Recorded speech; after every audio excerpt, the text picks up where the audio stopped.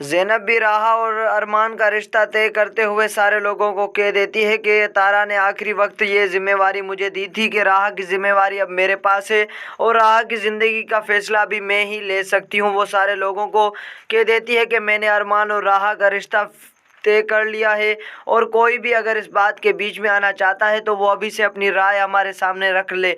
लेकिन कोई भी यहाँ पर ऐसा नहीं होता। राहा तो यहाँ पर हक्की पक्की रह जाती है और परेशान रह जाती है कि उसे ऐसे कैसे उसका रिश्ता तय करने वाली ज़ैनब भी होती है।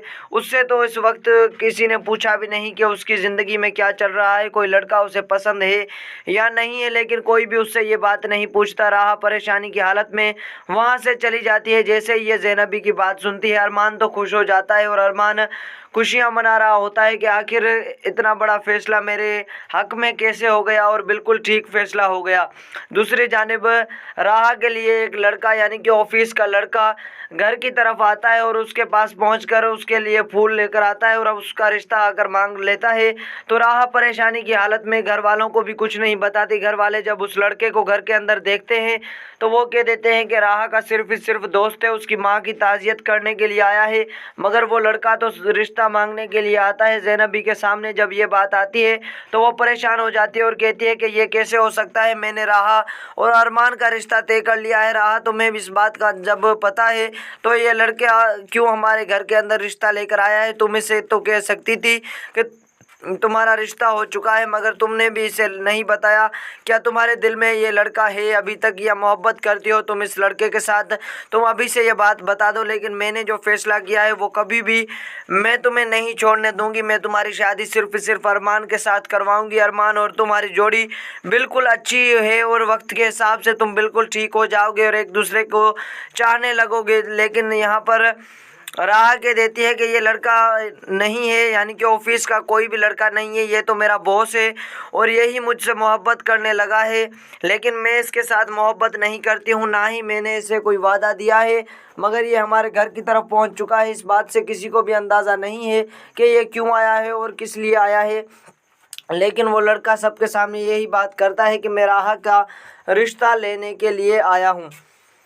अब यहाँ पर जैसे ही आसिया और बतूल अपने कमरे में बैठी हुई होती है, अदील जब होश में आ चुका होता है यानी कि घर के अंदर पहुंच चुका होता है और उसकी तबीयत भी बिल्कुल ठीक हो जाती है, तो उसे इस बात का अंदाज़ा होता है कि आखिरी वक्त में तारा उसके साथ मिलने के लिए आई थी, मगर आसिया ने उसे मिलने नहीं दिया और आसिया ने उसे धक्के मारकर घर से निकाल दिया था और राहा के साथ भी कोई ताल्लुक़ नहीं रख रही। तो अदील यहाँ पर आसिया के पास पहुँच जाता है और कहता है कि तुमने ये फ़ैसला क्यों कर लिया? तुमने मुझसे पूछा कि तारा का जायदाद में और सारी चीज़ों में कितना हिस्सा है और मैं तुम्हें ये बात हरगिज़ भी बर्दाश्त नहीं करूँगा, तुम्हारी ये बात कि तुम राहा के साथ कोई भी ताल्लुक़ ना रखो। राहा सिर्फ हमारी है और राहा के साथ तुम्हें ताल्लुकात रखने पड़ेंगे और उसे हमारे घर के अंदर लेकर आना पड़ेगा। लेकिन आसिया कह देती है कि ऐसा कभी भी नहीं हो सकता।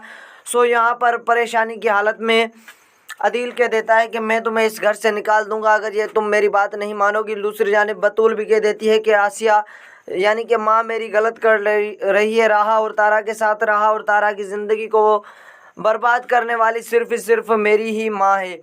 तो वो खिलाफ़ हो जाती है अपनी माँ के ख़िलाफ़ जब खड़ी होती है तो किसी को भी इस बात का अंदाज़ा नहीं होता कि बतूल तो अब सारे रिश्ते भूलने वाली है अपनी माँ के साथ। अपनी माँ को कह देती है कि आप हमेशा गलत करती आई हैं तारा और राहा के साथ। लेकिन अब यहाँ पर आसिया जाकर जरियन को कह देती है कि तुम ही अपनी बीवी को समझाओ, ये तो मेरी बात एक भी नहीं मान रही है और तुम अपनी बीवी को समझाओ कि माँ की इज़्ज़त करे। लेकिन वो कह देता है कि मैं कभी भी उसे नहीं कहूँगा क्योंकि आपका मसला है, आप ही अपना मसला हल करें।